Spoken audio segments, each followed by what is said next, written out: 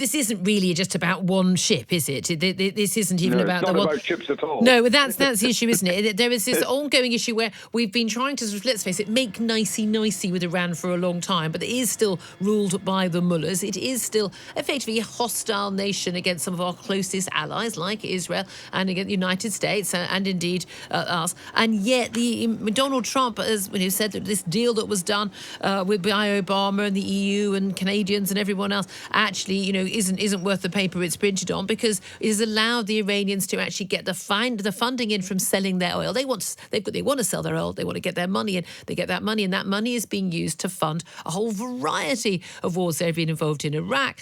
They've been involved in Syria, in Yemen, elsewhere. The reality is that this is going to be a problem that's going to need, as you say, an international solution, but it's going to need one fairly soon, is it not, if Iran is on the way to developing a nuclear weapon?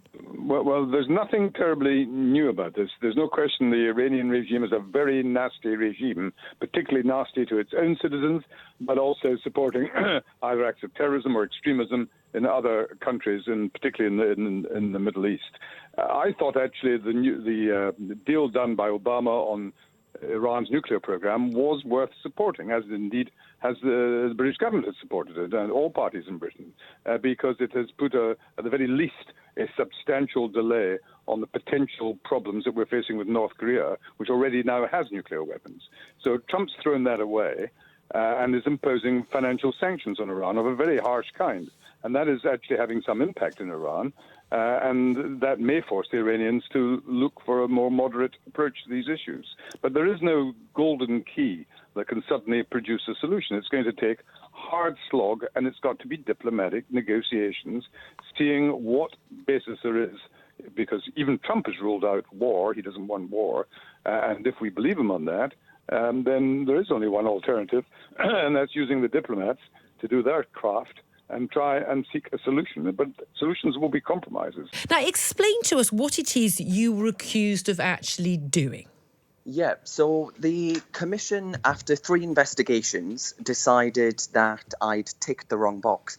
Now, it's important to remember, Julia... Tick the wrong box? What do you mean by that? Yeah, so they said that Believe didn't actually exist. They say that I registered as Darren Grimes and not as Believe. Now, after 3 investigations, they'd not once found this before. And if you ask me, this was just an entirely politically motivated decision after pressure from very wealthy Remain activists, judicial activists. And they just thought, right, we need to clobber him for something. So they decided I'd tick the wrong box. Anyway, this judge looked at this form that I'd supposedly ticked wrong and said he couldn't make heads or tails of it either, and decided to quash everything. I mean, Julia, you can't imagine the weight that I feel has just been lifted off of my shoulders after 3 years of hell. Yeah, it's just been mad. Well, I mean, this is it. So they said, look, this is all about a £675,000 donation from Vote Leave. That's the official Vote Leave campaign. And they donated that to this, your campaign group, Believe. Exactly. That's B-E and then L-E-A-V-E. And then they said that they spent £675,000 with the Canadian data firm Aggregate IQ under a common plan with Vote Leave. And that meant it was basically Vote Leave's money. That meant they had gone by over $500,000 over their £7 million legal spending limit during the campaign time. These are very strict legal limits, and therefore they had misspent and they needed to be fined and punished. Now, although it was only a £20,000 fine, I mean, it's a lot of money, but it's not £100,000. You were able to crowdfund help for this, for you to actually appeal. You raised, I think, best part of 80-90 grand to fund the legal costs for you to appeal. But we know if you had lost, not only would you have had to pay that fine, you would have had to pay your own legal expenses and the Electoral Commission, who chose to fight this. And their legal fees are thought to be in the region of $500,000. Yeah, exactly. So, but I mean, going back a step on the common plan aspects, the judge also said, Julia, that all of these so-called whistleblowers that the BBC and the likes of others like that have given a massive platform to, he found massive lacking of consistency in all of their statements.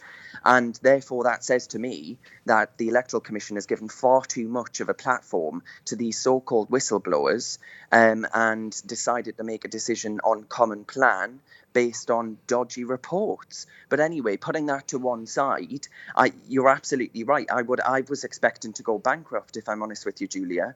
And, I wouldn't have been able to fight this had it not been for an average donation of about 30 quid from about 3,000 people. And it was just absolutely phenomenal. And I'll be eternally grateful to them as well. Now, your mum, though, has been your greatest supporter, and she basically offered to sell her house, didn't she? Her council house that she bought. Yes. So I mean, and I don't want to sound like I'll get my tiny violin out, but my first political memory, I think, was when my mum, I'd asked her. When you're a child and you ask your mother what her favourite, proudest moment of something was. And she said her proudest moment was when she bought a house because she had something to pass on. And so when she offered to sell it to pay for my legal costs, I just started crying my eyes out. So this has been a real, I just cannot put into words how amazing it feels. And do you feel that that this was a sort of a personal vendetta? There's been a lot of criticism from lots of Brexit campaigns that the Electoral Commission has only been investigating the Leave campaign, only investigating, we've seen in the European elections, investigating the Brexit Party, and not investigating what's been going on, in terms of spending limits on other sides and the way forms are filled in. Now, everyone knows these forms are all very complicated and the rules are really quite archaic. And again, everything has to be done on paper. You can't do it online. Lots of other issues there. But do you feel that this was politically motivated? Well, yeah, I do think they're biased, yeah. I mean, they've wasted £500,000 of taxpayers' cash in a witch hunt against me, and that's £500,000 pursuing a £20,000 fine. We've got this quango that's judge, jury and executioner with very little oversight on the decisions it makes, which I think are biased decisions. And you've got to look at them and think, are they fit for purpose? And my conclusion is that they absolutely aren't, Julia. And I think it's time that Parliament looked at this again and decided to reform it, because it's 3 years of my early 20s, Julia, that I'll never get back because of this quango. For example, I remember when the High Court decided that the Vote Leave's decision to donate money to Leave was fine because the Electoral Commission had actually given them permission, but they'd given them the wrong permission.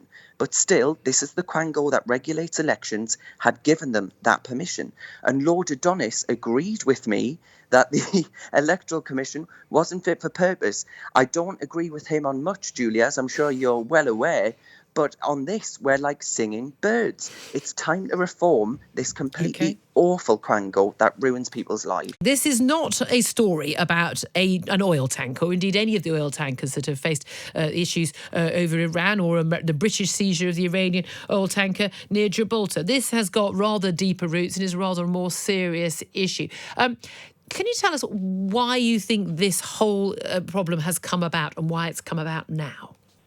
Well, the problem's come about now because President Trump unilaterally withdrew from an exceptionally good international agreement to basically prevent Iran from ever developing a nuclear weapons capability for the next 15 years, which has been agreed internationally, including by the United States. Iran, as the international inspectors have been making clear, has observed its side of this agreement to the letter. President Trump decided to withdraw from it. I mean, as we, I think, now know, not for any good reasons, but because President Obama had agreed the deal. But what the deal did was virtually guarantee no Iranian nuclear weapon for 15 years. There's nothing being put in its place, but the Iranians have been pushed into a corner because of the crippling economic sanctions which President Trump has imposed. And the result of that is that the Iranians are in a corner. I'm not here to apologize for their behavior, but they are in a corner. And in that kind of situation, it's not the elected government, but the Revolutionary Guards around the supreme leader who call the shots. we detained one of their tankers in Gibraltar. Not entirely, I mean, it's on the basis of EU sanctions, not entirely clear why Spain or France or Italy had not also detained it, or why it wasn't detained under a joint agreement between those other three Mediterranean countries and us. But anyway, we did that. The moment you do that in this kind of situation, there's going to be a tit-for-tat action by the Iranians. And that is exactly what has happened. Well, that's one of the criticisms, isn't it? There was always going to be an expectation of tit-for-tat action, and yet our ships were not, the oil tanker was not protected. Now, we've heard this recording of this radio exchange between the Iranian armed forces, the oil tanker, and HMS Montrose, that's a Royal Navy frigate, but it was too far away to actually do anything. But they were saying, you mustn't breach international law and board this ship. And the Iranians said, no challenge is intended. They're just going to inspect for security reasons, but we're told the crew is safe. But nevertheless, there was nothing that we could do to prevent it. Should we have had our forces, whether it's Royal Marines on these vessels, whether it's Navy frigates nearby, should we have had these the ability to protect our ships already in place? Are we acting, rather too little too late? Well, if we'd had more naval assets, maybe, and obviously with the benefit of hindsight, it might have been better for us to have organised convoys of these boats. But bear in mind, Julia, that I think we've only got 19 frigates or equivalent in the whole of the British Navy, down from well over 30 in 2005. So we are monstrously short of naval assets for situations like this. It's been horrible for my family. My father's name was cleared when all the civil claims against him collapsed. It was all about compo made by criminals. They all had criminal convictions, just like Carl Beech has. Carl Beech is a convicted paedophile himself, and yet was able to claim compensation for being a victim. He did, and this is exactly what's happened in relation to other false claimants against my father. They tend to build up, thinking, we've got a compo claim here, put in a civil case. But when it looks as if they're going to be cross-examined, they back off. And that's exactly what happened in my father's case. And that's why the independent inquiry is such a kangaroo court and should be shut down. Do you believe, though, that the Labour Deputy Leader, Tom Watson, when he raised these cases, he wrote newspaper articles, used his parliamentary privilege in the House of Commons to speak out and to name names. Do you feel that he acted in good faith? No, he did not. He did it for political ambition. He was then a backbencher, and he saw it as a political opportunity. And you're right. You're right. He said there was a paedophile ring. He said that he mentioned Leon Britton by name, who died knowing this, and he did it to get on in the Labour Party. And what is so hypocritical is he's now taking the moral high ground on anti-Semitism in the Labour Party. I mean, it's outrageous. Do you think he should apologise, and would you accept his apology? I think he would. I think he should begin with an apology, but I think that he should resign. You think it's a resigning matter? Absolutely. I would have thought the Labour Party themselves should look into it. Here's a man who's attacking them, but here's equally somebody who set in this country a moral frenzy. That was partially, not totally, of course, but partially responsible for where we are. That's why we're calling for a rebalancing. One practical thing, which Cliff Richard, Gambaccini and others are doing, myself, is saying, look, the accuser, such as Nick, because that's what Carl Beech was called, has protection.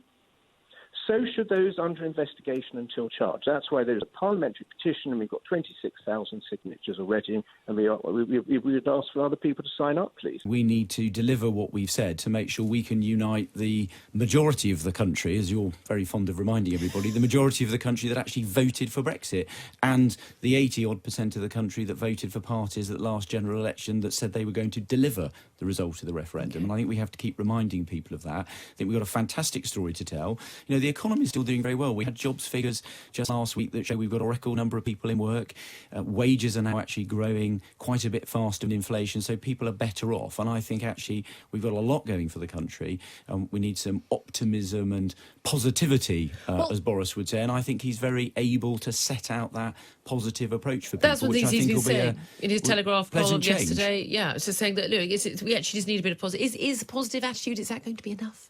Well, I think it's going to be part of getting it done. You need the detail and you need the hard work as well. But actually a bit of positive can-do spirit. It's what British business does all the time. You know, it looks at the challenges, it puts smart people around a table, it gets the job done, and that's what business people and British business does. And I think a bit of that spirit, I think, would go a long way. It's not everything, but it will go a very long way to get the job done. You said yesterday, I will do whatever it takes to stop Brexit. What is whatever it takes? How far will you go? Well, I think the way to stop Brexit is to have a people's vote so that the Brexit deal can be put to the people to either confirm that that is what they wish to go ahead and do, or that they would prefer the deal that we have as members of the European Union. And obviously I will campaign incredibly hard to remain in such a people's vote. And securing that in Parliament is the first step, obviously, on that path. But if you can't get that, then what does whatever it takes mean?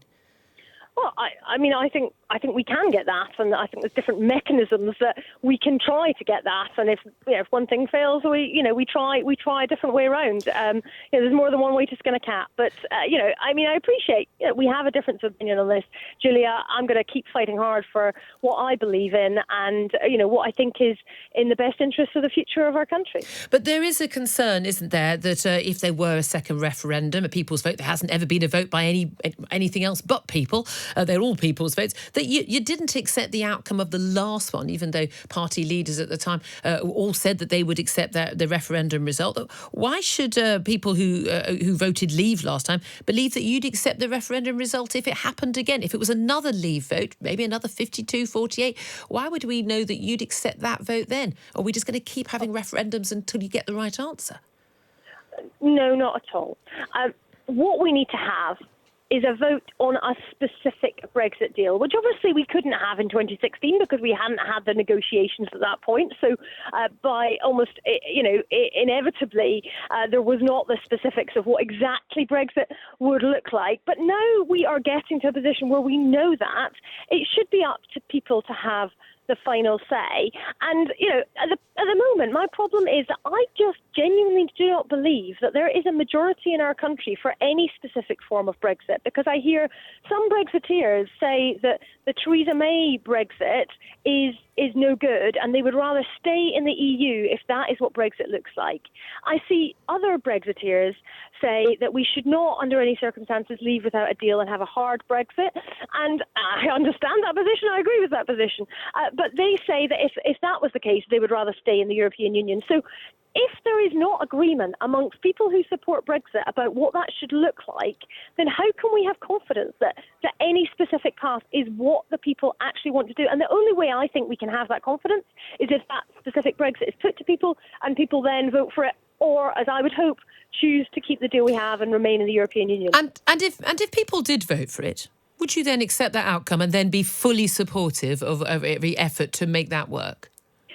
I would certainly accept that was what, if people had voted for a specific Brexit. And of course, there's ways in which you could have a confirmatory ballot that would be legally binding. And so there's ways in which that confidence could be put in through the process. No, but would you? But given that your concern is that people didn't know what they were voting for and they're not sure, and if people did say, you know what, yeah, we've heard it all, we've discussed this for 3 years, it'll be 4 years by the time that ever happened. We do actually want Brexit. Would you then be square behind Brexit happens? I mean, you are, after all, the leader of the Liberal Democrats, aren't you? Yeah, I would absolutely accept that was the position that the British people had come to. It's not going to change my belief. I'm not going to suddenly, wake up and think, well, what I believed, I no longer believe. Okay. But I would recognise that position, that position was there. I mean, we have seen the most remarkable change in the government. It's almost like there's been a general election and a completely different government has come in. And whether Boris will get a deal or whether it will be a no deal, of course, depends entirely on the European Union.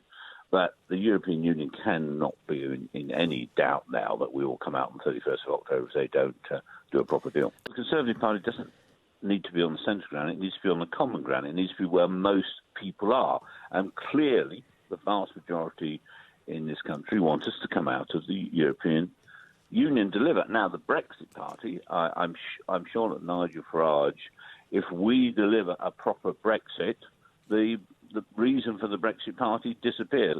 And as for the Liberal Democrats, well, they are out-and-out Remainers, and I don't think there is that many people in the UK that are out-and-out Remainers. I think the person who will be worried most this morning is Jeremy Corbyn, because clearly there's an effort within his party to get rid of him. How long have they been in opposition? The government's been in trouble. They should be miles ahead in the polls, and they're struggling. Yes, we did. Some people pointing out that he's counted in the 3 prime ministers in his time, but of course he is still leader of the opposition. What are your biggest hopes? Who are the people who are your biggest hopes in this new government? Chancellor Sajid Javid, Home Secretary Priti Patel, Foreign Secretary Dominic Raab, Brexit Secretary Stephen Bartley. Who are your big hopes here? All of them.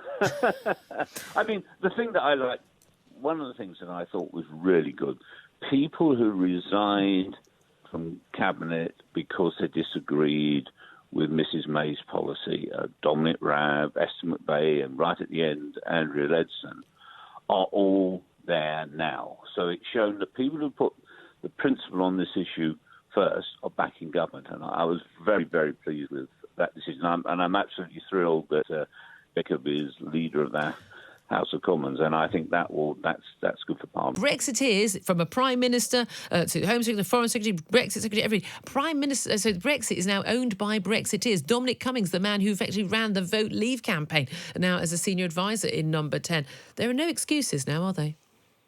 No, one single excuse. There's nowhere to hide. There's no wall you can duck behind saying it's not my fault, Gov. It is your fault.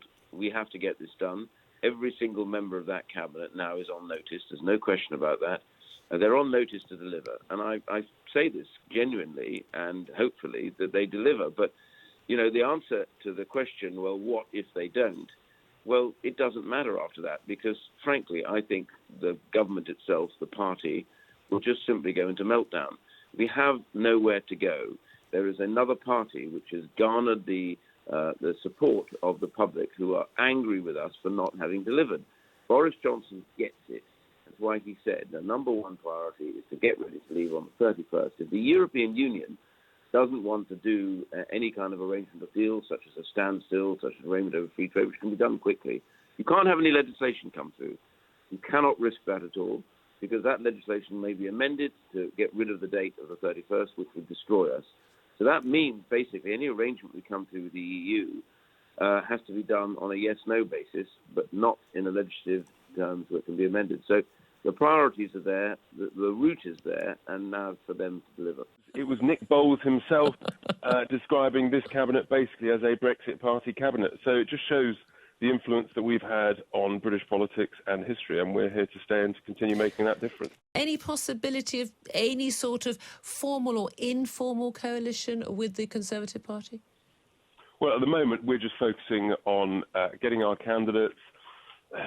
Who knows, Julia? Anything could happen. Politics has moved in mysterious ways in recent months. We've had a huge influence, and we continue to plan to do so. The Remain side, it's hard to know what the Labour policy really is. The Lib Dems, well, at least they've been consistent. I do massively respect that. And, if all we know, we could end up with a Leave-Remain election in the autumn. In a sense, that's what we're planning for. That's what we're assuming. In terms of Brexit, all the law that we need to leave on the 31st of October is in place. So there's no more legislation that is needed for us to leave. Are you 100% confident now, absolutely 100%, that we are going to leave on the 31st of October? I'm as confident as anybody can be that we will leave on the 31st of October. So not 100% then? Well, it's in the law that we will leave, and the only means of stopping that without a change of the law or a vote of confidence is that the Prime Minister himself decides to change the date, and that I'm absolutely confident will not happen. Can I guarantee that there won't be a vote of confidence? No, of course I can't. Nobody ever can do that. But it seems highly, highly unlikely. You'd say highly unlikely, and yet we've had threats from the former Chancellor Philip Hammond and the so-called Gawkwood squad David Gawk and others. Dominic Grieve, the former Attorney General, they seem to be working round the clock to try and come up with ways to stop Brexit from happening. Yes, indeed they do. That they are well-known Remainers. They never wanted to leave the European Union in the first place. They campaigned to remain and have decided that their views are more important than those of the 17.4 million people who voted in a referendum to leave the European Union. On the other hand, they all voted both for the Article 50 Act and for the Withdrawal Act, which will get us out on the 31st of October. So, except I'm not sure about Dominic Grieve, but the other two definitely, because they were in government at the time. Do you know why Steve Baker's decided not to take the job? And why does he think being the Brexit department would make him powerless?